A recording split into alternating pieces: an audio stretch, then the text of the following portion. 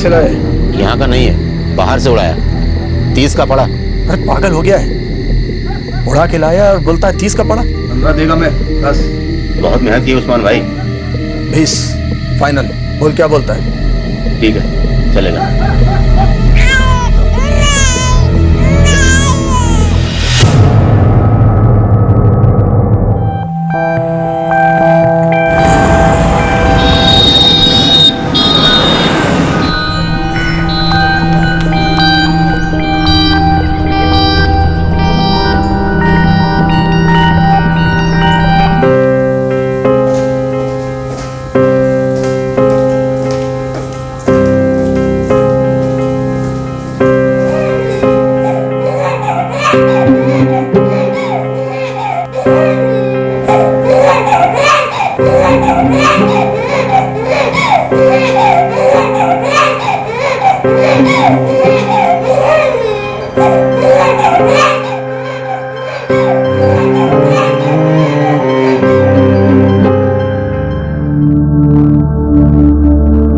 क्या बोलूं स्वाति? विद्या, वो बच्चा किस तरह पड़ा था, कोई देखने वाला ही नहीं। तेरी राह देखते देखते 15 मिनट से मैं वहां खड़ी थी। 1-2 नर्सेस से भी पूछा, लेकिन कोई ठीक से जवाब ही नहीं देता। सच कहूं स्वाति, आई एम टायर्ड। मैं चुप भी नहीं रह सकती और मुझे समझ नहीं आ रहा कहूं तो किसे कहूं मैं। मुझे समझ नहीं आ रहा मैं क्या करूं। किस बारे में? क्या बात है विद्या, बता तो।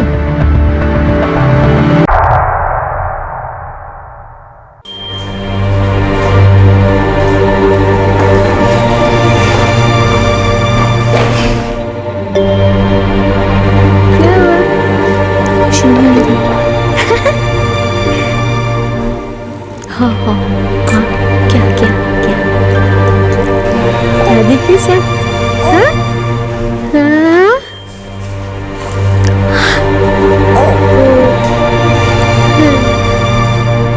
क्या दिख रहा है? सुनो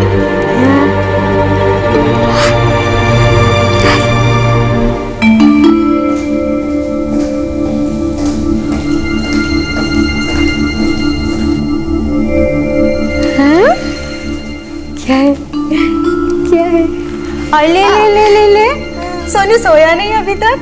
नहीं, दादी को कुछ काम चाहिए ना। खेल रहा है सोनू दादी के साथ, है ना? हाँ?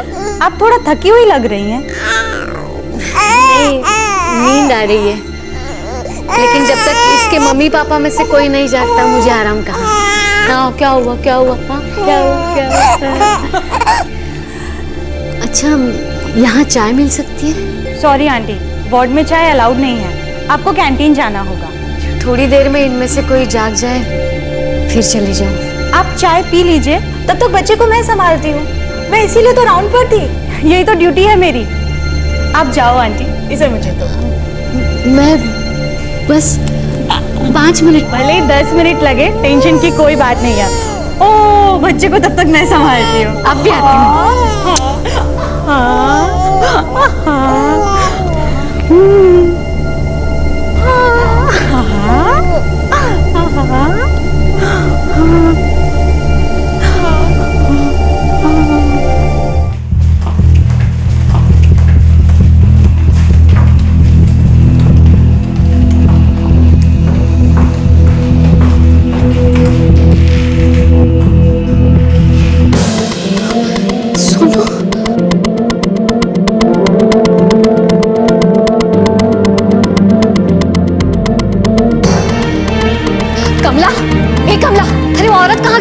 कौन औरत अम्मा?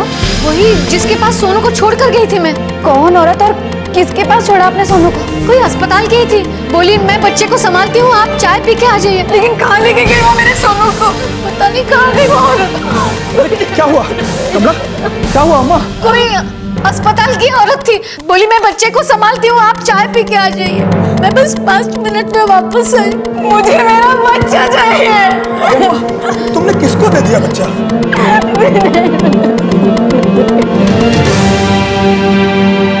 ह्यूमन ट्रैफिकिंग, औरतों, बच्चों और बहुत छोटे बच्चों की तस्करी, ये $1 बिलियन इंडस्ट्री दुनिया भर में फैली है, जिसके एक सिरे पर है देह व्यापार, दूसरे सिरे पर है चाइल्ड लेबर का माफिया और तीसरे सिरे पर बेगिंग माफिया।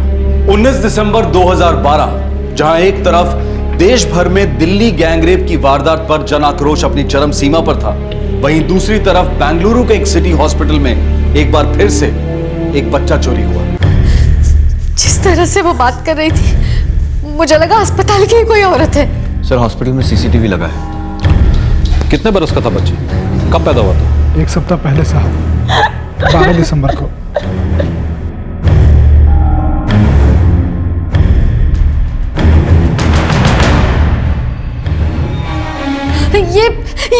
ये स्टॉप। ये? हाँ, लेकिन ये तो हमारे स्टाफ के मेंबर नहीं है। सर इसने तो यूनिफॉर्म भी नहीं पहना है। लेकिन जिस तरह से वो बात कर रही थी, मुझे लगा अस्पताल की कोई औरत होगी। आप चाय पी लीजिए, तब तक बच्चे को मैं संभालती हूँ। मैं इसीलिए तो राउंड पर थी, यही तो ड्यूटी है मेरी। आप जाओ आंटी। फॉरवर्ड करो।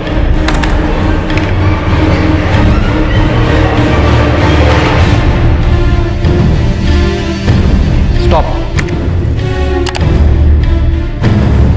ये बात तो कंफर्म है, ये औरत बच्चा चुरा नहीं आई। लेकिन सर ये हमारे स्टाफ में से नहीं है। मुझे फुटेज की प्रिंट चाहिए और सिक्योरिटी रजिस्टर। जितनी आसानी से ये औरत अंदर आई और जिस तरह से घूम रही है, उसे देखकर लगता है कि ये पहले भी कई बार आके गई है।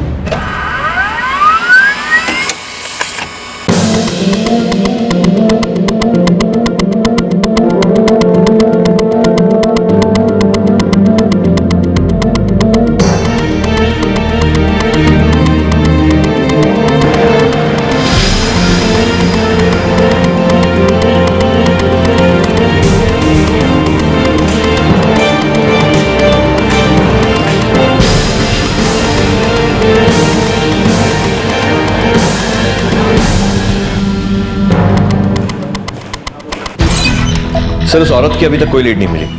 शहर से बाहर गई होगी। सर ये रैकेट ऐसे ही काम करता है, हमेशा दूसरे शहर से बच्चे उड़ाते हैं और फिर किसी और शहर में जाकर बेच देते हैं, इसीलिए बच्चों को ट्रेस करना भी बहुत मुश्किल होता है। तलाश जारी रखो। सर शर्म की बात है कि रैकेट इतना खुलेआम पनप रहा है। तरस आता मुझे माँ बाप पर, क्या गुजरती होगी।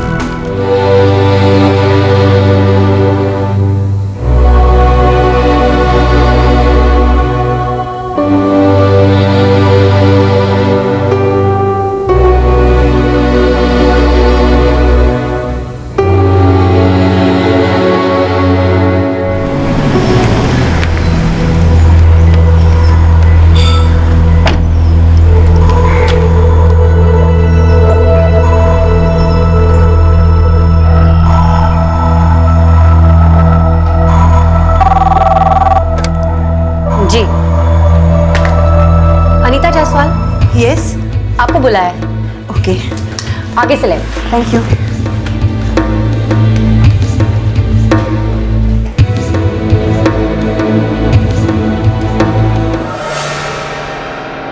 डॉक्टर, मैं एक विधवा हूँ। 3 साल पहले मेरे हस्बैंड एक कार एक्सीडेंट में गुजर गए। I'm sorry to hear that, but how can I help you? बहुत प्रॉपर्टी छोड़ के गए हैं मेरे पति। वो मुझे मिल सके इसके लिए मुझे एक वारिस चाहिए। I'm sorry, मैं अब तक समझ नहीं पा रही हूँ कि आप मुझसे क्या चाहती हैं। मैं एक बच्चा गोद लेना चाहती हूँ।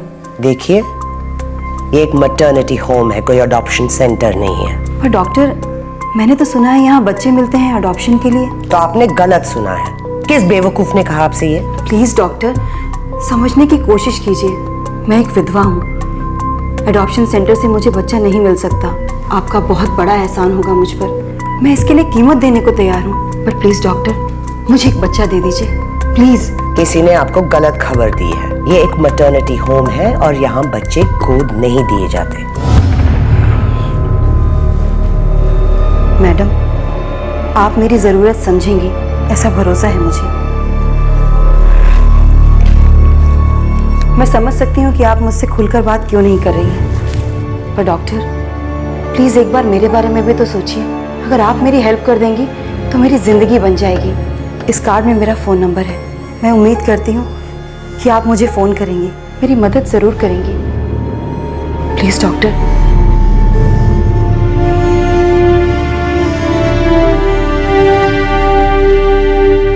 मैम, उन्होंने बोला कि आपसे मिलना है। तो तुमने सीधे अंदर कैबिन में भेज दिया। पूछना तो चाहिए था क्या काम है। मैम मुझे लगा कि किसी रेफरेंस से आई होगी। तो पूछना तो चाहिए था किस रेफरेंस से आई है। दोबारा बिना पूछे किसी को भी तुम अंदर नहीं भेजोगे, is that clear? Okay ma'am.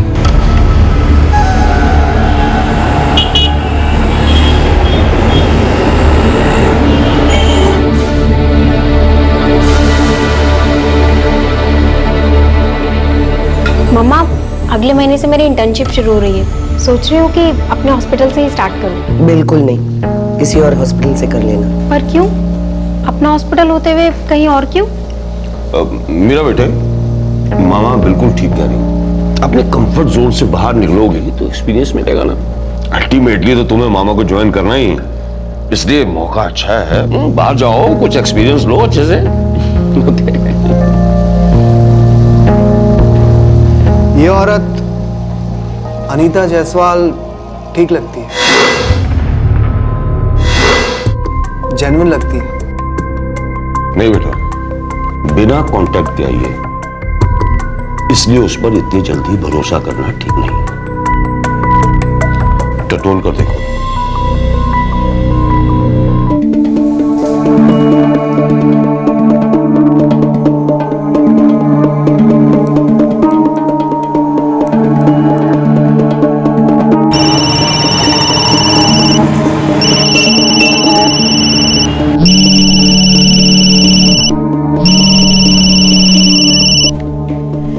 Hello, doctor सरिता राजेश्वर है। Oh good morning doctor. मैंने आपकी प्रॉब्लम के बारे में सोचा है। डॉक्टर आप मेरी मदद करेंगी ना? देखिए, एक 7 दिन का बच्चा है, लेकिन प्रॉब्लम यह है कि उसकी माँ नॉर्थ ईस्ट की थी। कभी ना कभी तो पता चल ही जाएगा कि बच्चा आपका नहीं है। सवाल उठेंगे आप पर, सोच लीजिए। बच्चा किसका है, कैसा है, इससे मुझे कोई फर्क नहीं पड़ता। मुझे तो बस एक बच्चा चाहिए। ये बच्चा मुझे अपने पति की प्रॉपर्टी के लिए नहीं, अपने लिए भी चाहिए। मैं माँ नहीं बन सकती ना? ऑल राइट, मुझे थोड़ा टाइम दो, I'll get back to you. 6 महीने पहले मई 2012 में इसी बेंगलुरु शहर में एक औरत बच्चा गोद लेने आई थी, या यूं कहें कि बच्चा खरीदने आई थी। शहर की एक प्रतिष्ठित डॉक्टर द्वारा संचालित ये एक जाना माना हॉस्पिटल और मैटरनिटी होम था। बच्चा खरीदने आई औरत को कहीं से तो ये जानकारी मिली होगी कि इस अस्पताल में बच्चे अडॉप्शन के लिए बेचे जाते हैं। एक तरफ हॉस्पिटल में बढ़ती बच्चों की चोरियां और दूसरी तरफ बच्चों को बेचकर पनप रहा अस्पताल। क्या ये दोनों कड़ियां आपस में मिली हुई थी?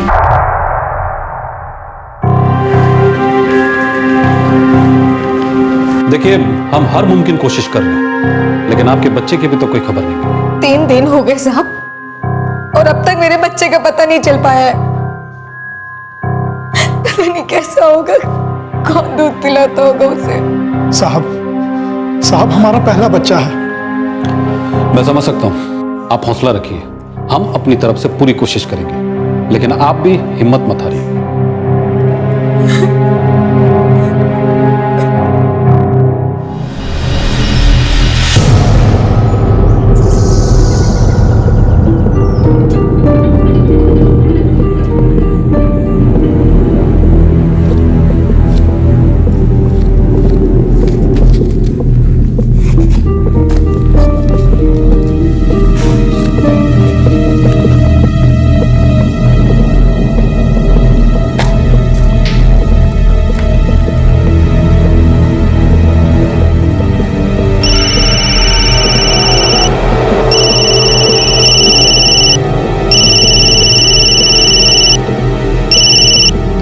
हेलो, डॉक्टर सरिता राजेश्वर है।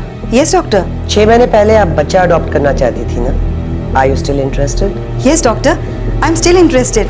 6 महीने से आपके फोन का ही तो वेट कर रही थी। ठीक है, एक बार हॉस्पिटल आकर मिल लो।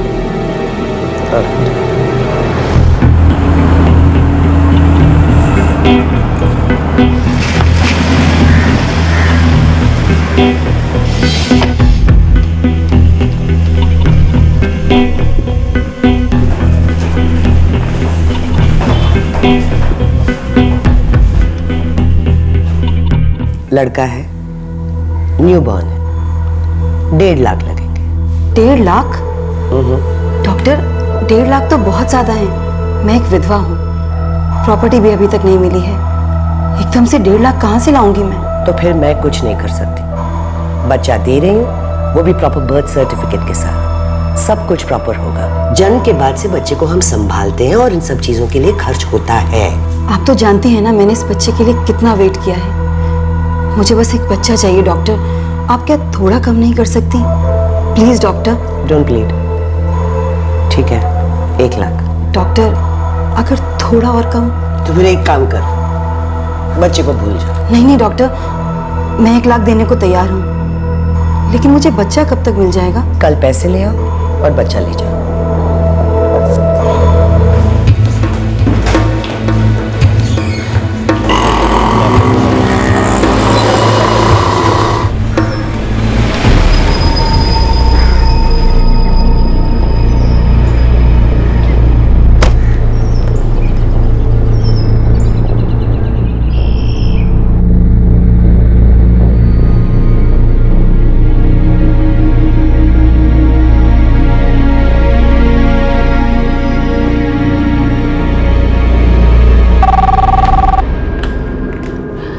जी सर।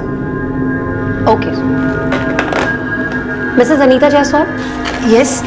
पहले आपको हमारे executive director mister Sridhar Rajeshwar से मिलना होगा। वो डॉक्टर सरिता के केबिन में आपका वेट कर रहे हैं। Okay, thanks. Thank you.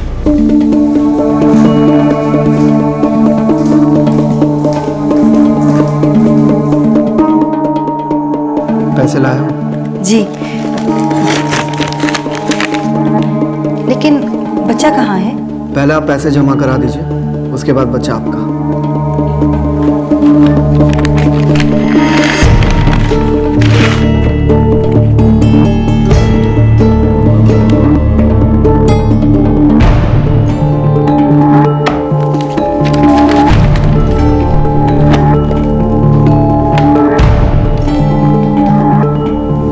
पैसे मिल गए।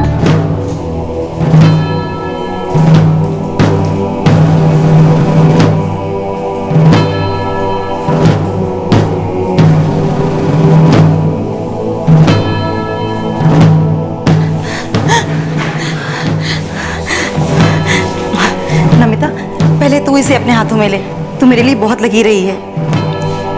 डॉक्टर, ये मेरी छोटी बहन है नमिता। घर में सब इसे बहुत लकी मानते हैं। दीदी पहले ये गुड न्यूज़ अम्मा को तो दे दीजिए। अरे हाँ, मैं तो भूल ही गई। अम्मा सुनेगी तो बहुत खुश होगी।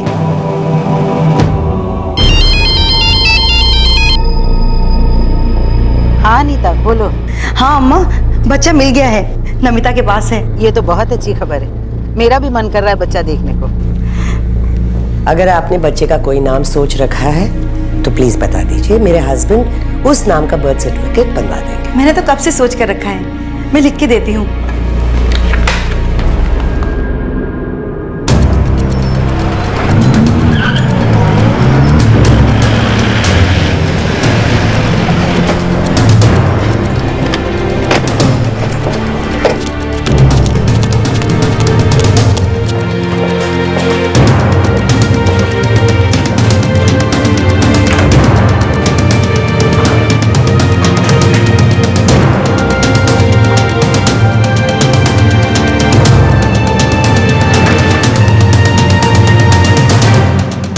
ब्रीफकेस में है सर।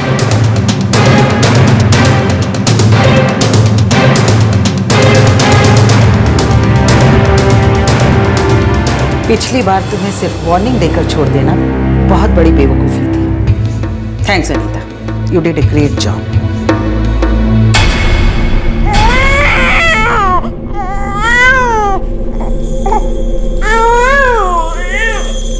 सर, प्लान के मुताबिक बच्चा पहले मेरी गोद में था।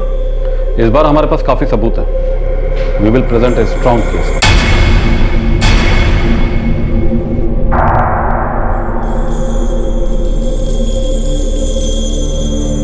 सच कहूँ स्वाति, आई एम टायर्ड। मैं चुप भी नहीं रह सकती और मुझे समझ नहीं आ रहा कहूँ तो किसे कहूँ मैं। किस बारे में? क्या बात है बिंदिया, बता तो। स्वाति, तूने जो बच्चा देखा ना, वो कोई यहाँ पे छोड़ गया है और मुझे भी यही बताया।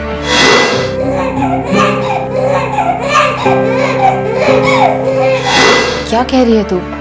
मैं कुछ समझी नहीं। स्वाति, इस हॉस्पिटल में बहुत से इलीगल काम हो रहे हैं, इलीगल ऑपरेशन हो रहे हैं। बच्चों बच्चों की बिक्री हो रही है और भी बहुत कुछ हो रहा है। तूने टॉप अथॉरिटी से बात की? वही तो मुश्किल है। इस हॉस्पिटल की टॉप अथॉरिटी डॉक्टर सरिता राजेश्वर है और वही इस हॉस्पिटल की ऑनर भी। वो और उनकी फैमिली मिलकर ही ये सब इल्लीगल बिजनेस कर रही है। लेकिन बिंदिया ये सब गलत है, तुम्हें रोकना चाहिए ये सब। कैसे? मेरे पास कोई सबूत ही नहीं है। अगर वो डॉक्टर इस सब में इन्वॉल्व है तो इसका मतलब समझ रही हो तुम?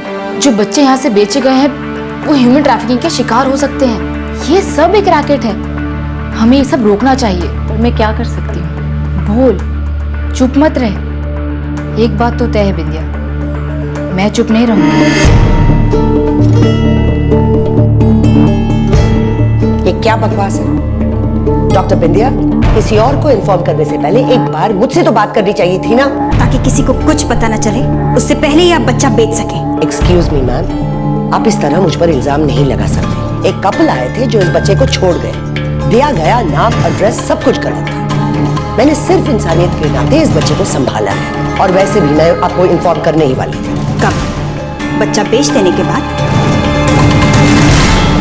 2 साल पहले एक आम नागरिक स्वाति ने इस अस्पताल में एक बच्चे को दयनीय अवस्था में देखा और उसने ये बात अपनी एक दोस्त को बताई जो उस अस्पताल में बतौर डॉक्टर काम कर रही थी। और जब उसने अपनी डॉक्टर दोस्त से उस अस्पताल में चल रही गैर कानूनी गतिविधियों के बारे में सुना तो उसे सुनकर बहुत धक्का लगा। संवेदनशील, सतर्क और सचेत स्वाति ने तुरंत संबंधित अधिकारियों को सूचित किया और उस बच्चे को बचाकर चाइल्ड वेलफेयर होम को सौंप दिया। डॉक्टर सरिता राजेश्वर और उसके हॉस्पिटल को सिर्फ हिदायत देकर छोड़ दिया गया क्योंकि उनके खिलाफ कोई सबूत हाथ नहीं लग पाए। लेकिन 1 साल बाद स्वाति, मैंने वो हॉस्पिटल छोड़ दिया है, पर वहाँ अभी भी वो सारे इलीगल काम हो रहे हैं।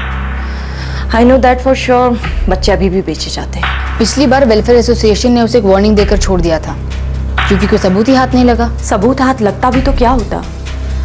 डॉक्टर सरिता बहुत पावरफुल है और उनके पति राजेश्वर की पहुंच बहुत ऊपर तक है। पर इसका मतलब ये तो नहीं ना कि कोई ये रैकेट रोक नहीं सकता। ये सब एक जुर्म है बिंदिया और हमें इसे रोकना चाहिए। आई नो, जो मैं कर सकती थी मैंने किया। सोचा तुझे बता दूं। अब तू ही बता, इस रैकेट को कैसे रोक सकती हूँ?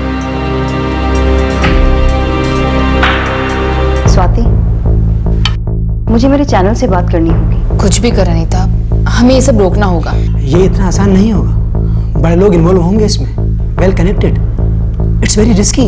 तो नारायण, सब कुछ जानते हुए हम लोग चुपचाप तो नहीं बैठ सकते ना।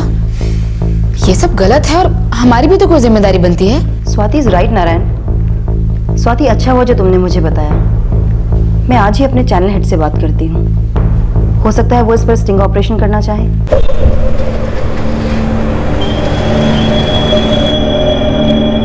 हमारा चैनल स्टिंग ऑपरेशन करेगा, लेकिन हमें आपका सपोर्ट चाहिए। पिछली बार हमें कोई सबूत नहीं मिले थे। अगर ये स्टिंग करना है तो पक्के सबूत मिलने तक हमें धीरज से काम लेना होगा और ये सबूत हासिल करने के लिए हमें आपकी मदद चाहिए। हम आपके साथ हैं। जॉइंट सीपी की भी परमिशन मिल चुकी है इस ऑपरेशन के लिए। सब इंस्पेक्टर नमिता इस ऑपरेशन के लिए आप लोगों का साथ देंगे। मैं सजेस्ट करूंगा कि हम ये ऑपरेशन अनीता से करवाएं। वो पहले भी स्टिंग ऑपरेशंस कर चुकी है। She nose her job. Sub inspector Namita को हम सही समय पर इस प्लान में शामिल करेंगे। हमें बहुत ही सावधानी से इस ऑपरेशन को करना होगा। मई 2012 में शुरू हुआ ये स्टिंग ऑपरेशन दिसंबर 2012 तक चला और आखिर कामयाब हुआ। जिस दिन ये स्टिंग ऑपरेशन अपने अंतिम चरण पर था, अनीता ने नमिता को भी अपने साथ लिया था और सबसे पहले बच्चा भी नमिता के ही हाथ में सौंपा गया था। ये एक सोचा समझा प्लान था ताकि नमिता को भी गवाह बनाया जा सके। दिए गए 1 लाख रुपए पर भी निशान बनाए गए थे ताकि उन रुपयों को भी सबूत के तौर पर इस्तेमाल किया जा सके।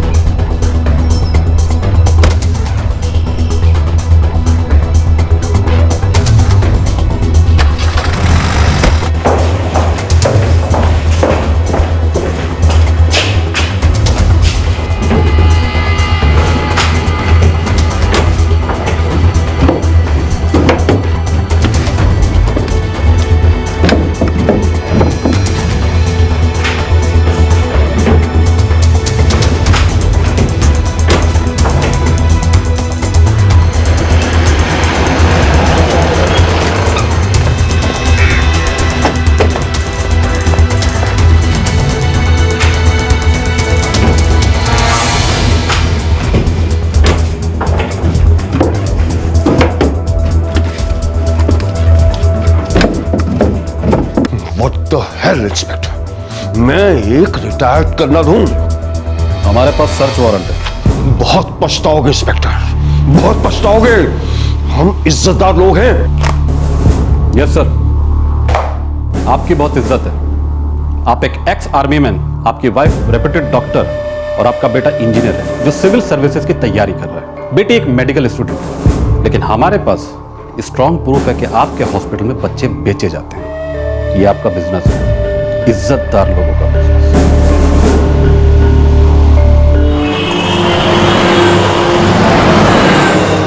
कमला, वो कह रहे थे कि शायद बच्चा हमारा ही है। भगवान करे कि हमारा ही हो। बहुत दिन हो गए सोनू को देखे।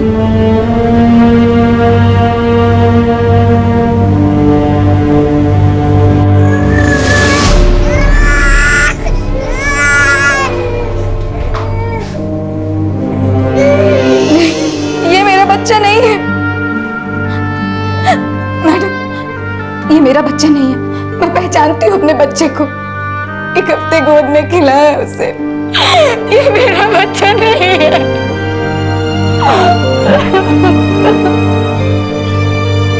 मैंने कहा ना, ये वो बच्चा नहीं है जो 19 दिसंबर को उस हॉस्पिटल से चोरी हुआ था। तो फिर ये बच्चा कहाँ का? ये मेरे ही हॉस्पिटल का बच्चा है। किसका बच्चा है? हमें तो आपके हॉस्पिटल से कोई रिकॉर्ड नहीं मिला। मेरे पास इसके पेरेंट्स के डिटेल्स नहीं है। वो बहुत गरीब थे और डिलीवरी के बाद लौटकर नहीं आए। शायद वो बच्चा पाल नहीं सकते थे, इसलिए वहीं छोड़ गए। इससे पहले और कितने बच्चे बेचे तुमने? मैम बरसों से बच्चे बेच रही है सर। कितने बच्चे बेचे अब तक? इस बारे में मुझे कुछ नहीं पता, पर शायद 4 या 5 होंगे सर। मतलब तुम्हें पता था कि हॉस्पिटल में क्या चलता था? सर मैं वहाँ बस एक रिसेप्शनिस्ट हूँ। तुम इस क्राइम में भागीदार भी हो। इस पे इलीगल क्या है? ये बच्चे अनवांटेड हैं और मैं इन्हें अच्छे रिस्पॉन्सिबल पेरेंट्स को दे रही हूँ। It's pretty much like adoption. आपके पास कोई रिकॉर्ड नहीं है कि बच्चे के बायोलॉजिकल माता पिता कौन है। ये रिकॉर्ड भी नहीं है कि आपने बच्चे किसे बेचे, और आप इसे अडॉप्शन कहती हैं? मैडम, अडॉप्शन का एक लीगल प्रोसीजर होता है जिसमें बच्चे बेचे नहीं जाते हैं। पढ़ी लिखी है, इतना तो समझ सकती है ना।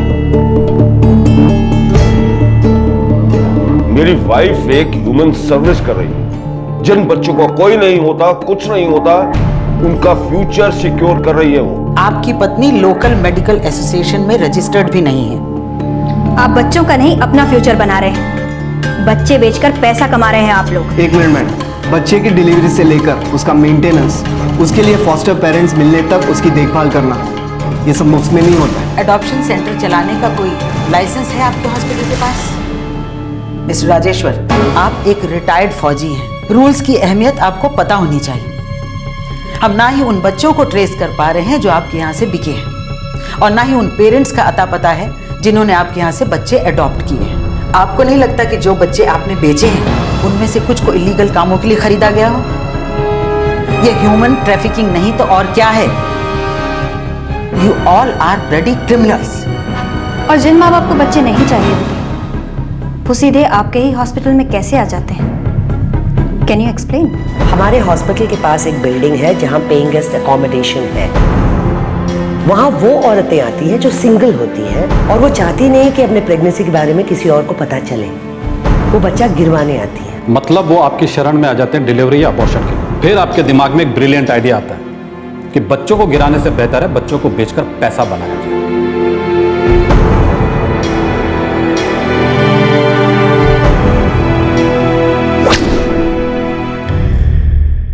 Damn it! मेरी बीवी जेल में है, उसके ऊपर चार्जेस लगे हुए हैं, मेरा हॉस्पिटल सील हो चुका है। I need your help.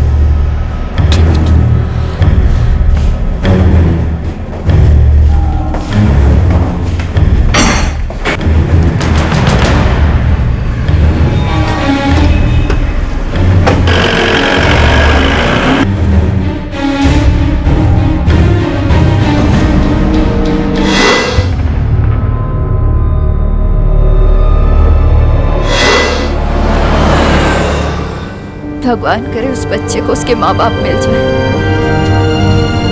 वो सही सलामत अपने घर पहुंच जाए।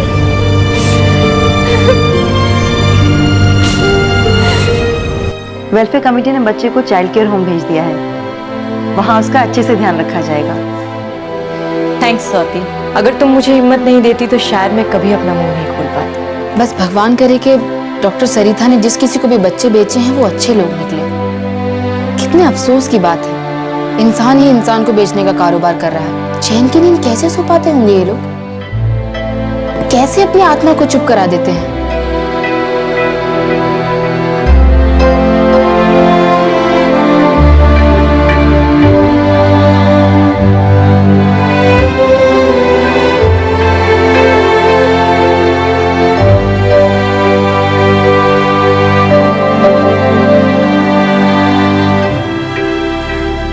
डॉक्टर सरिता राजेश्वर मानने के लिए ही तैयार नहीं है कि वो कोई गलत काम कर रही थी। उनका मानना है कि वो अनवांटेड बच्चों को एक अच्छा भविष्य दे रही थी और उन्हें इसमें कुछ भी अनैतिक और गैर कानूनी नहीं लगता है। मेडिकल काउंसिल ने हॉस्पिटल पर ताला लगा दिया है। इन्वेस्टिगेशन चल रही है और हॉस्पिटल का लाइसेंस रद्द करने के बारे में भी सोचा जा रहा है। पुलिस डॉक्टर सरिता द्वारा बेचे गए बच्चों की तलाश कर रही है और साथ ही बेंगलुरु के एक जाने माने अस्पताल से चोरी हुए दिनेश और कमला के बच्चे को भी ढूंढा जा रहा है। डॉक्टर सरिता के पति के संबंध बहुत बड़े लोगों से हैं। उनकी पहुंच भी काफी ऊंची है।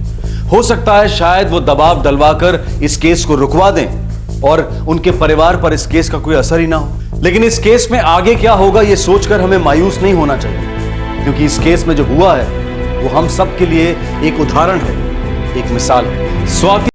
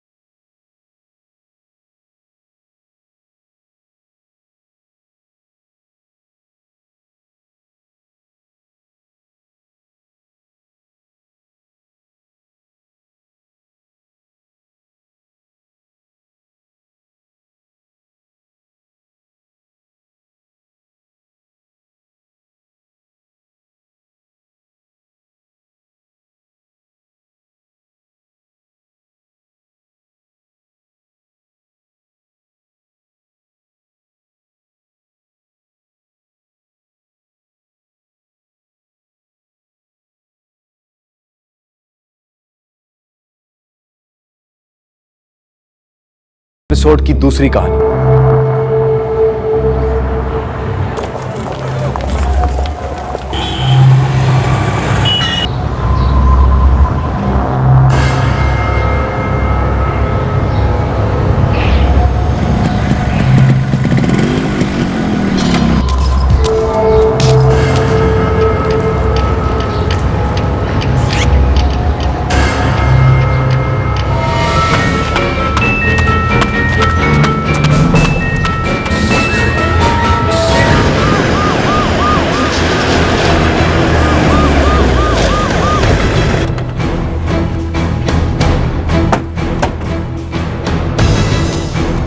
सर, बैग पर्स पाउच कुछ नहीं है, आसपास कुछ भी नहीं मिला सर।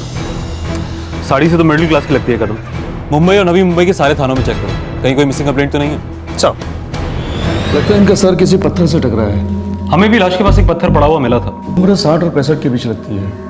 अपना बचाव नहीं कर पाई है। मौत का वक्त कल शाम 6 और 8 बजे के बीच।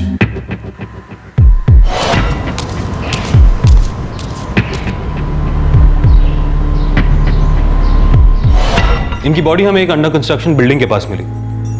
बिल्डिंग का काम पिछले 1 साल से बंद है, कोई वर्कर भी नहीं है। सुनसान इलाका है, हमला करने वाले के लिए एक अच्छा मौका था। लेकिन सवाल यह है कि ये वहां गई क्यों? या हो सकता है कि कोई इन्हें वहां लेकर गया। बॉडी पर से कुछ भी नहीं मिला, अंगूठी, गहने, कोई भी कीमती चीज नहीं। हमें भी मर्डर स्पॉट से बैग वगैरह कुछ भी नहीं मिला। सर, मुंबई और नवी मुंबई कहीं भी इस औरत से मेल खाती कोई मिसिंग कंप्लेंट नहीं है सर। बुजुर्ग औरत थी, शायद आगे पीछे कोई हो ही ना, और अगर कोई है भी तो उसे उनके होने या ना होने से कोई फर्क नहीं पड़ता। आसपास के इलाके में पोस्टर लगा के देखते हैं, शायद कोई सामने है। ठीक है, देखते हैं 1-2 दिन, अगर कुछ हाथ नहीं लगा तो फिर कुछ और सोचेंगे। सर, एक 60-65 साल की बुजुर्ग महिला कोपर खैरने इलाके में मृत पाई गई। किसी ने उनकी लाश को देखा और पुलिस को इन्फॉर्म किया। साफ तौर पर यह कत्ल का मामला था, लेकिन मृतक की पहचान नहीं हो पाई थी, और ना ही मुंबई में और ना ही नवी मुंबई में कोई मिसिंग कंप्लेंट दर्ज हुई थी। क्या इस बुजुर्ग महिला का अंतिम संस्कार एक अनजान लाश के तौर पर कर दिया जाएगा, या फिर पुलिस पता लगा पाएगी कि वो औरत कौन थी?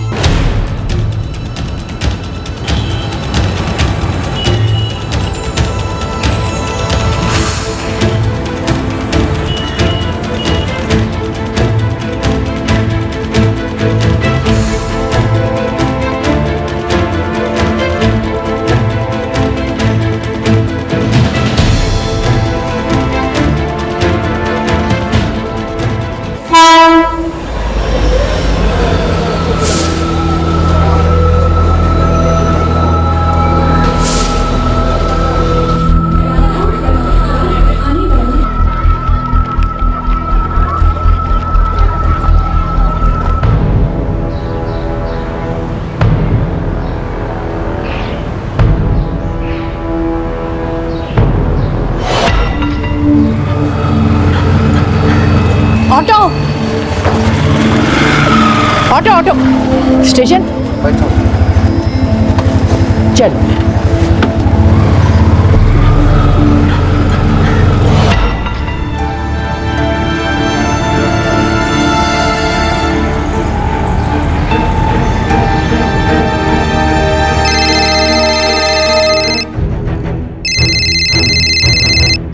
हेलो, कोपर खैरने पुलिस स्टेशन। साहब मैं वो कुर्ला स्टेशन के बाहर बूढ़ी औरत का पोस्टर देखा। आप जानते हो उसे? जानता तो नहीं हूँ साहब, लेकिन इतना जरूर मालूम है कि वो नेहरू नगर में रहती थी। उधर से 2-3 बार मेरे साथ शेयरिंग रिक्शा में बैठी है। आपका नाम? साहब मंदार। Thank you Mandar.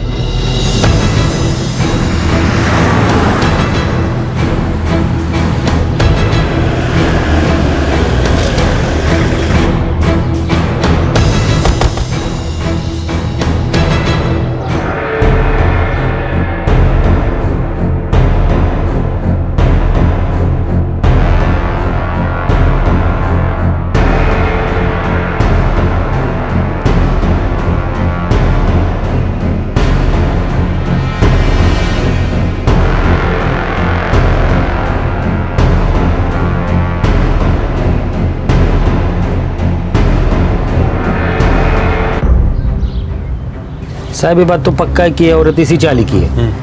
कई बार आए लेकिन नाम पता मालूम नहीं मेरे को। वो 12/34 वाली से पूछो, वो पूरे चाली का खबर रखती है, वो बराबर बताएगी आपको। कहाँ होगा ये 12/34? ये 6 घर छोड़ के साहब। ये तो शांता मौसी है, 3 दिन से घर नहीं आई है। कुछ हुआ है क्या साहब? किधर है इनका घर?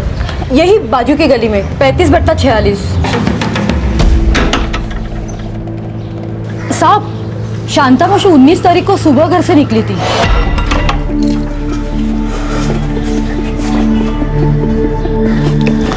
अरे शांता मौसी कशी आहेस? मैं ठीक हूँ, चल येते। वैसे तो शांता मौसी से मेरी रोजाना बातचीत होती थी। उस दिन नहीं मिली, घर पे आके देखा तो ताला था। इनके घर पर और कौन रहता है? वैसे तो शांता मौसी अकेली रहती है, लेकिन हाँ उनकी बेटी भी है दक्षा, पास ही के चौल में रहती है अपने पति नवीन और बच्चों के साथ। दूसरे दिन भी मौसी को मैंने नहीं देखा तो उनको जाकर मैंने बोला, उन्होंने कहा कि पुलिस में रपट लिखवाएंगे। कहाँ रहते हैं? आखिरकार उस बुजुर्ग औरत की पहचान हुई, उनके घर का पता भी चला, और यह भी पता चला कि उनकी एक बेटी और दामाद भी हैं जो उनके गुम होने की कंप्लेंट लिखवाने वाले थे। लेकिन मुंबई के किसी भी पुलिस स्टेशन से कोपर खैराने पुलिस को मिसिंग की कोई इंफॉर्मेशन नहीं मिली। क्या शांताबाई की मिसिंग कंप्लेंट वाकई दर्ज हुई थी?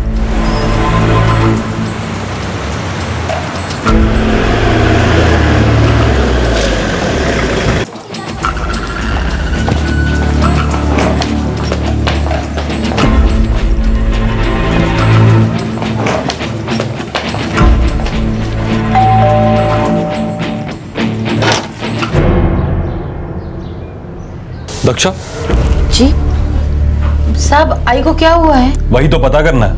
वैसे अगर आई की इतनी ही फिक्र थी तो उनकी मिसिंग कंप्लेंट क्यों नहीं की थी साहब, इधर नेहरू नगर पुलिस थाने में मैं और मेरा पति दोनों गए थे। लेकिन हमने तो सारे पुलिस स्टेशन में फोटो भेजी थी। पति कहाँ है तुम्हारा? काम पे गए हैं साहब। उसे बोलो आज ही कोपर खैरने पुलिस स्टेशन में आके मिले, आज ही।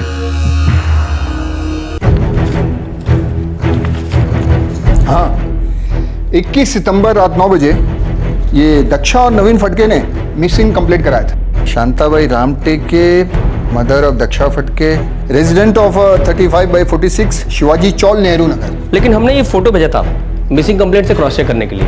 क्या इन लोगों ने कोई फोटो नहीं दिया कंप्लेंट के साथ? इन लोगों ने जो फोटो दिया वो आपके दिए इस फोटो से कभी मैच नहीं होता। मतलब? आप ही देखिए।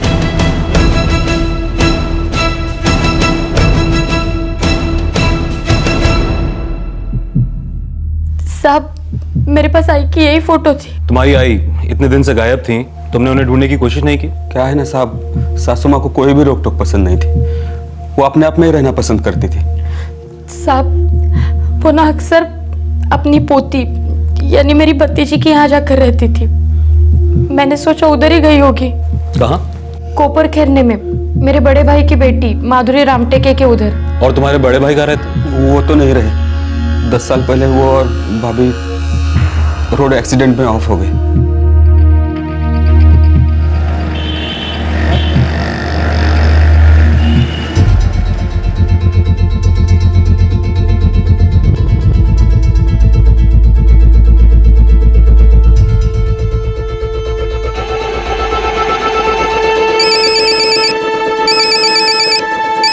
शीतल, हाँ फोन देखना है सर। हाँ, एक्सक्यूज मी। हेलो माधुरी, पुलिस स्टेशन से फोन है।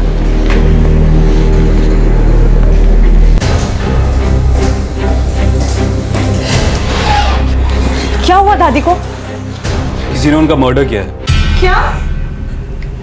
किसने किया? कैसे हुआ ये सब? 20 की शाम को तुम्हारी दादी का कत्ल हुआ। हमें उनकी बॉडी कोपर खैरने में एक अंडर कंस्ट्रक्शन बिल्डिंग के पास मिली। कोपर खेरने? लेकिन 20 की रात तो दादी घर पर पहुंच गई थी कुर्ला। तुम्हें कैसे पता? सर, मुझे आयशा ने बताया। आयशा कौन? सर, मेरी फ्रेंड है, मेरे साथ ही रहती है।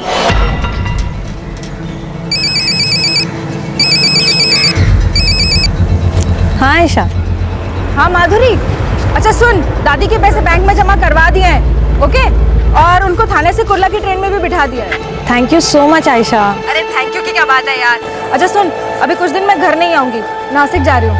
क्यों ऐसे अचानक? नहीं, कुछ सीरियस नहीं है, बस वो मुझे थोड़ा काम है, कुछ दिनों में लौट आऊंगी। हाँ अच्छा, अभी मैं रखती हूँ, फोन की बैटरी लो हो रही है।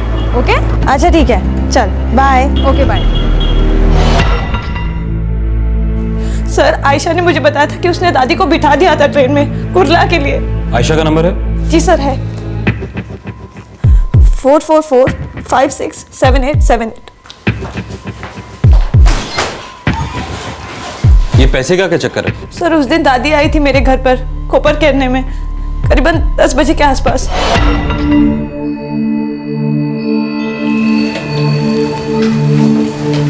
अगं माधुरी, मी एकटी कशी जाऊं? 1.5 लाख रुपए बहुत बड़ी रकम होती है बेटा, मेरे को ना डर लगता है। सॉरी दादी, आज ना पॉसिबल ही नहीं है। आज 6 क्लाइंट्स हैं और मैं उनको मना नहीं कर सकती। और अगर मैंने आज छुट्टी ले ली ना दादी, मेरी हमेशा के लिए छुट्टी हो जाएगी। एक काम करते हैं, हम लोग कल चलते हैं, है ना? कल? हाँ।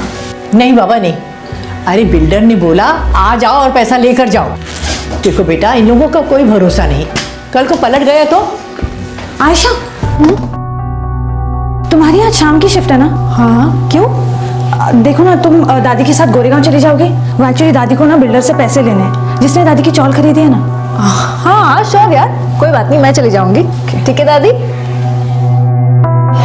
तुम्हारी दादी तुम्हारे घर कोपर खेरने में आती हैं तुम्हें अपने साथ ले जाने के लिए, लेकिन तुम्हारी जगह तुम्हारी फ्रेंड आयशा उनके साथ जाती है। फिर आयशा शाम को फोन करके तुम्हें बताती है कि उसने दादी को कुर्ला के लिए ट्रेन में बिठा दिया, मगर दादी घर नहीं पहुंचती।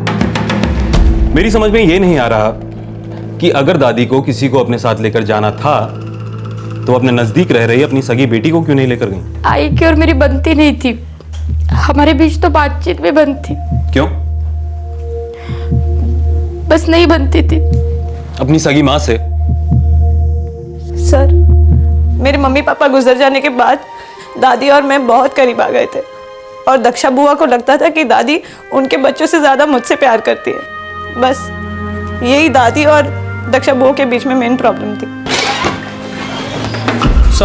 सर आयशा का फोन तो स्विच ऑफ आ रहा है। तुम्हारी दादी का अकाउंट कौन से बैंक में? Sir new people's bank. और ये आयशा नासिक में कहाँ गई होगी? सर उसकी कजिन वहाँ पे रहती है, शायद वहीं पे गई होगी। उसकी कजिन का नंबर है तुम्हारे पास?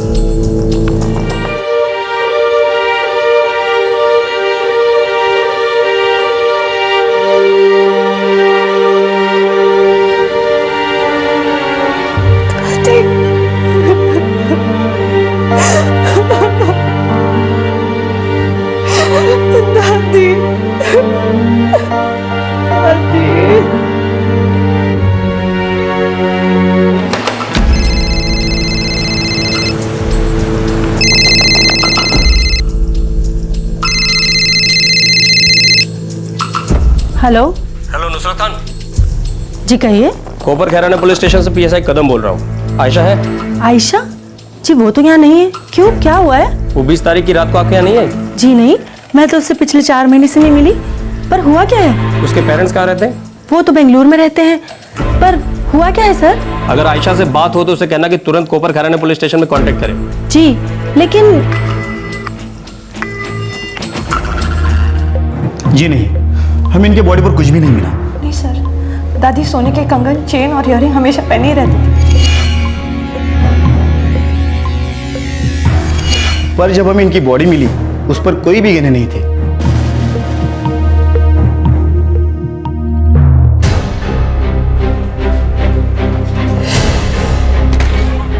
सर आयशा का कोई सुराग नहीं मिल रहा है। उसका मोबाइल 20 की रात से ही बंद है। लास्ट कॉल माधुरी को ही किया था और नासिक तो वो गई नहीं सर। उसके पेरेंट्स बेंगलुरु में रहते हैं? जी सर, आयशा का तलाक हुआ था।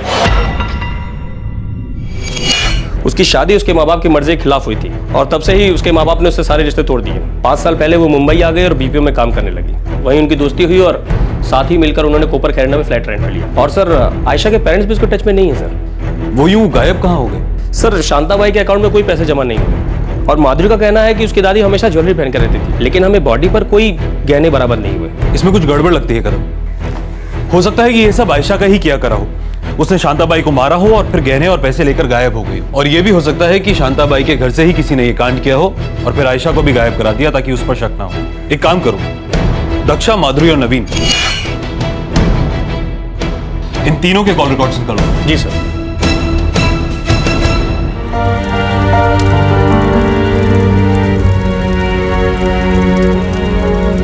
उस बुजुर्ग औरत का अंतिम संस्कार एक अनजान लाश की तरह से नहीं हुआ। वो थी नेहरू नगर कुर्ला की रहने वाली शांताबाई रामटेके, जो उस मनूस दिन मार दी गई जिस दिन वो स्लम रीडेवलपमेंट करने वाले बिल्डर से पैसा लेने गई हुई थी। शांताबाई ने जो पैसे कलेक्ट किए थे वो गायब थे। शांताबाई ने जो गहने पहने थे वो गायब थे। और तो और शांताबाई के साथ गई माधुरी की रूममेट आयशा, वो भी गायब थी।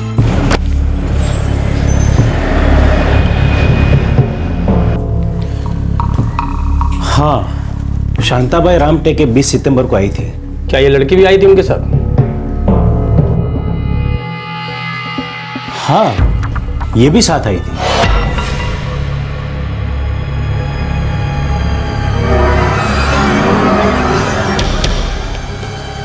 गिन लो बेटा, ये ना। इनफैक्ट इसी लड़की ने रुपए गिने थे।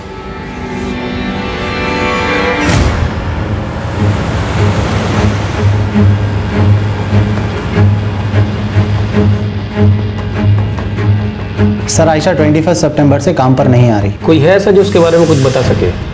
उसका कोई करीबी दोस्त? आयशा के यहाँ सबसे फ्रेंडशिप है। 1 साल से यहाँ काम कर रही है। एकदम बिंदास आउटगोइंग लड़की है। काफ़ी शौकीन भी है। मतलब? जैसे ड्रिंकिंग एंड स्मोकिंग करना। खर्चा भी बहुत करती थी। काफ़ी दिनों से रिपोर्ट नहीं किया तो यहाँ मैंने सबसे पूछा, लेकिन किसी को भी उसके बारे में कोई खबर नहीं। आपके द्वारा डायल किया गया नंबर फिलहाल स्विच ऑफ है। The number you have dialed is currently switched off.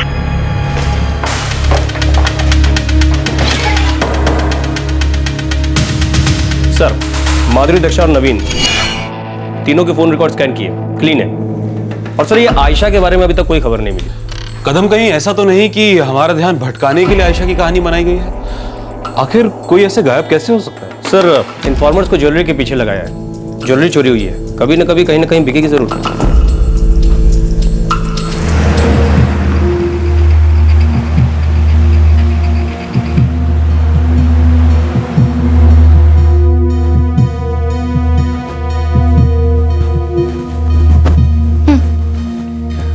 मेरे को लगता है पुलिस को शक है हम पर। और मुझे माधुरी पर, क्योंकि उसको पता था कि तेरे आई बिल्डर के पास पैसे लेने जा रही है। कुछ हफ्ते यूं ही गुजर गए, कोई सुराग हाथ नहीं लग रहा था। आयशा न जाने कहां छूमंतर हो गई थी, उसका कोई अता पता नहीं था। और फिर अचानक इस केस से जुड़ी एक बड़ी खबर आई, जिसने पुलिस इन्वेस्टिगेशन के लिए एक नया दरवाजा खोल दिया।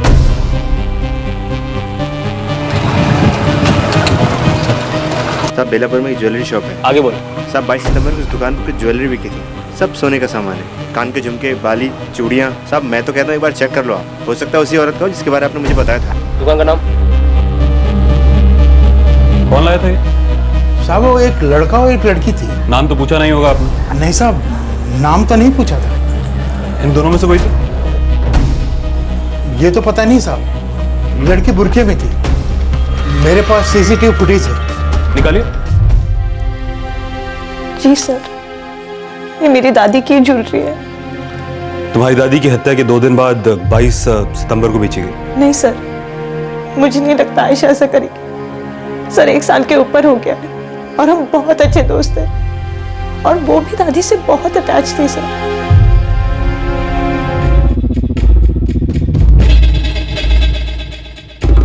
काफी अच्छी तरह से खुद को ढक रखा है।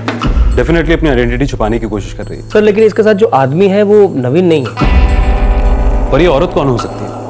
आयशा, दक्षा या माधुरी? ये जो भी है, अब ये बात इस लड़के से ही पता चलेगी। ढूंढो इस लड़के को। हो सकता है कि इसमें आयशा, दक्षा या माधुरी में से ही कोई इन्वॉल्व हो, मगर हमारे पास अभी कोई सबूत नहीं है। सर,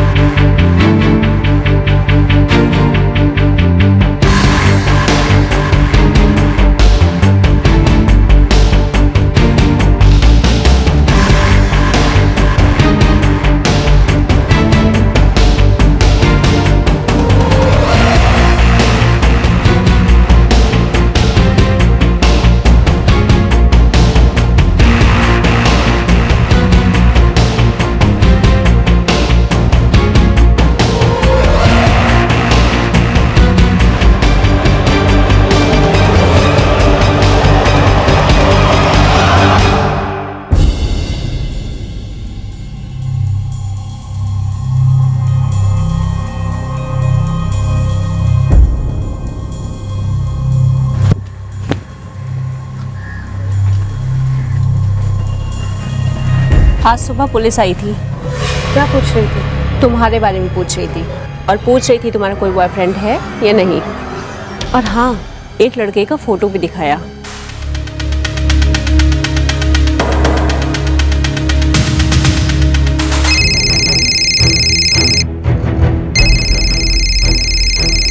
हाँ कादिर, बोल। हाँ साहब, पता चल गया उस लड़के का। साहब, उस लड़के का नाम दिपेश जोएकर है। 3 हफ्ते से घर से गायब है साहब। अंकित सोसाइटी बेलापुर का रहने वाला है साहब। और सर, पता चला है कहीं माथेरन में छुपा बैठा हुआ है। और आयशा? सर, उसका नहीं पता चला, पर सर दीपेश का किसी लड़की के साथ लफड़ा जरूर है। माथेरन में कहाँ? वो तो नहीं पता चला साहब। मेरे लड़के लोग लगे हुए पता करने में। आप माथेरन पहुंचो साहब, तब तक मैं पता करके बताता हूँ।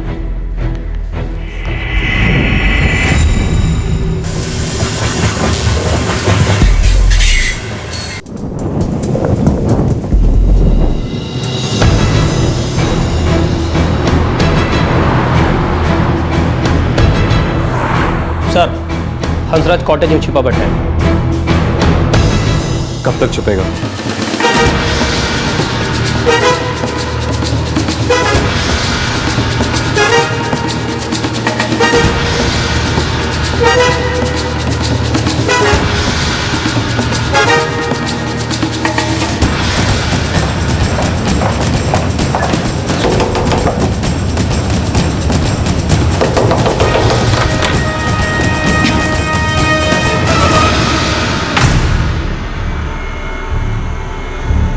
कौन है दीपेश? तू बता कौन है ये? अरे कौन? वेलकम। हमें तो शक होने लगा था कि कहीं माधुरी तो हमें बेवकूफ नहीं बना रही, मगर मैं गलत था।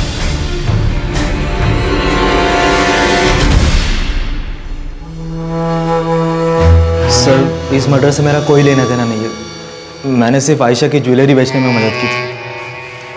अच्छा, और तूने उससे ये तक नहीं पूछा कि वो ज्वेलरी आई कहां से? सर पूछा था, और तभी मुझे इस सब के बारे में पता चला।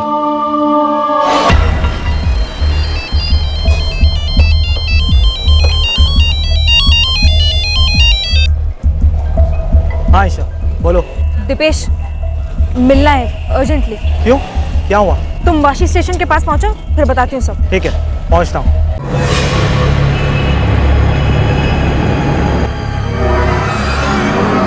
ये कहाँ से है?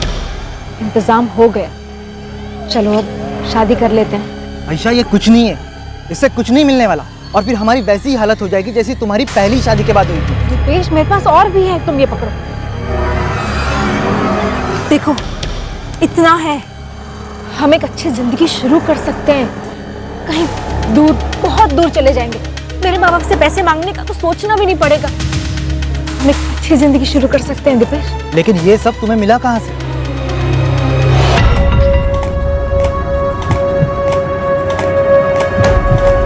पूरे 1.5 लाख है दादी। माँ जी, बस 2 महीने का वक्त दीजिए और मैं नई कॉलोनी में अलॉटमेंट करा दूंगा। एकदम बढ़िया घर। आपका बहुत बहुत धन्यवाद। अच्छा हुआ आयशा तू मेरे साथ आ गई, नहीं तो पता नहीं क्या होता। अरे दादी, कैसी बात करते हो? माधुरी नहीं आ सकी, मैं आ गई, है ना? एक ही तो बात है। तो सच्ची बहुत अच्छी है बेटा। मेरा एक काम और करेगी? मेरे को ना बैंक में जाने का है, ये पैसे जमा करायचे आहेत। आप ये पैसा बैंक में रखेंगी? अरे और नहीं तो क्या। अरे इतनी बड़ी रकम मैं अपनी खोली में रखेगी क्या? उधर किसी ने मार दिया तो मैं क्या करेगी? अरे माधुरी के लगना के लिए मेरे को इसको बैंक में ही रखना है संभाल के। दादी, बैंक में पैसा रख के क्या मिलेगा आपको? देखो देखो, मेरे पास एक आइडिया। आप भी अकेले रहते हो और माधुरी भी, क्यों ना आप दोनों एक घर ले लो और वहीं रहो साथ में, वहीं कपड़ खरीदने में। आयशा, मैं अभी इतनी बुढ़ी नहीं हो गई है। अरे 1.5 लाख की रकम में मुंबई में फ्लैट मिलता है क्या? दादी, मिलेगा मिलेगा, लेकिन थोड़ा दूर मिलेगा। एक फ्लैट मैंने माधुरी को भी दिखाया था और उसको अच्छा भी लगा है। सच बोल रही हूँ दादी, आप एक बार देख लो, आपको बहुत अच्छा लगेगा। ठीक है बेटा, बाद में देख लेंगे। बाद में नहीं, आज ही देख लो। देखो, नेक काम में ना देरी नहीं करनी चाहिए। पैसे आपके हाथ में है, आज देख के खत्म करो। और आज रात आप हमारे साथ रुक जाओ, कल मैं आपको कुर्ला की ट्रेन में बिठा दूंगी। तो क्या तुमने उस बुढ़िया को खत्म कर दिया? अपनी दोस्त की दादी को मार डाला? इमोशनल मत बनो बेवकूफ। ये सोचो कि जिस जिंदगी के हम सपने देखा करते थे वो अब हम शुरू कर सकते हैं। दादी तो मुझे और माधुरी को एक जैसा ही मानती थी। माधुरी की नहीं सही तो मेरी जिंदगी तो शुरू हो सकती है ना। ठीक है, मैं ये गहने बेचने का इंतजाम करता हूँ। सर सच कहता हूँ, मेरा इस मर्डर में कोई हाथ नहीं। मैंने सिर्फ आयशा की ज्वेलरी बेचने में मदद की थी। अच्छा, तुझे सब पता था फिर भी तू इसकी मदद करता रहा, निकल पड़ा इसके साथ एक नई जिंदगी शुरू करने।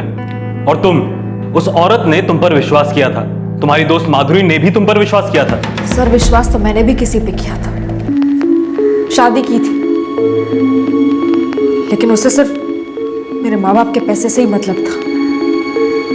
रोज मारता पीटता था, घर से बाहर निकाल दिया जब मेरे माँ बाप से पैसे नहीं निकलवा सका। मेरे माँ बाप ने तक मुझसे रिश्ता तोड़ दिया, इसलिए क्योंकि मैंने उनकी मर्जी के खिलाफ जाके शादी की थी। आप बताइए, उस विश्वास का क्या जो मैंने इन लोगों पे किया था? लेकिन तुम्हारे साथ जो हुआ उसमें उस बुजुर्ग औरत की क्या गलती थी?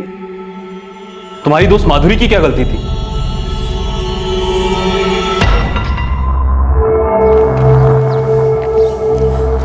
आयशा, तू ये मुझे कहाँ ले आई है? क्या दिखाने वाली है यहाँ? दादी, आप मेरे साथ चलो तो सही, यहाँ पे एक बहुत अच्छा फ्लैट है। ये बिल्डिंग तो अभी आधी बनी है, लगता है काम चल रहा है। आयशा बेटा, इधर अपने को 1.5 लाख रुपए में कौन देगा फ्लैट? दादी, आपको मेरे पे विश्वास है ना? है बेटा। तो फिर चलो ना, चलो।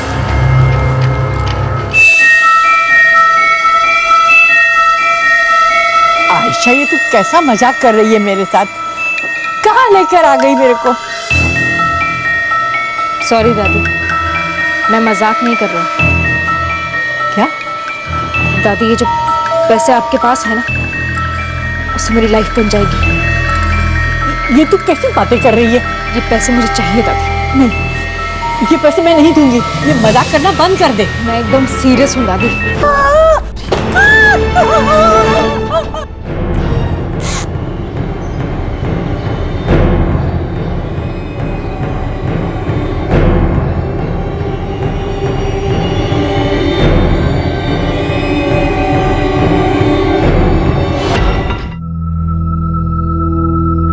तुमने सच में ये सोचा कि एक बूढ़ी औरत की जान लेकर उसके गहने और पैसे लूट कर तुम एक नई जिंदगी शुरू कर सकती हो? सर ये तो आप भी जानते हैं कि सारी जिंदगियां कोई ईमानदारी पे तो नहीं बनी होती है ना। बेईमानी और धोखे पर कभी एक खुशहाल जिंदगी खड़ी नहीं हो सकती।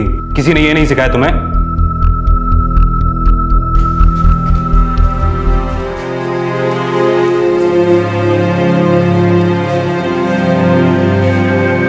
आयशा, तुमने ऐसा क्यों किया? तुम मेरे लिए मेरी बड़ी बहन जैसी थी ना आयशा। तुम सब जानती थी। मैं 10 साल की थी आयशा जब से मेरी दादी ने मुझे पाला। आयशा मेरी मम्मी पापा भी नहीं है। दादी सिर्फ मेरे लिए ही जिंदा थी और वो तुम्हें भी अपना बच्चा मानती थी। ऐसा तुमने क्यों किया आयशा?